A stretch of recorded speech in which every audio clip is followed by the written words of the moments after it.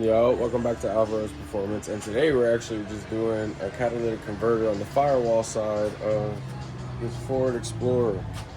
So basically, I gotta get back there, but it's easier to get from underneath, so I'm gonna be going from underneath. The front one is right here, but the one in the back is reading the temperatures before it goes through the cat is hotter than after by almost 200 degrees. That shows me that the cat is clogged, so it's pretty much ready to get swapped out. It also has an engine code for it that made me suspect it in the first place, so let's get underneath.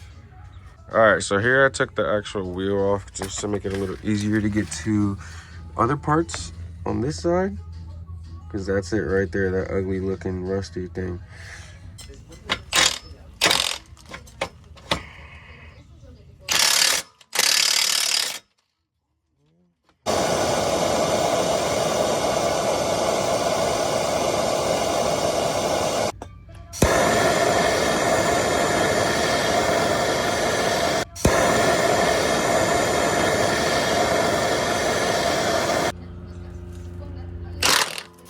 Oh, wow.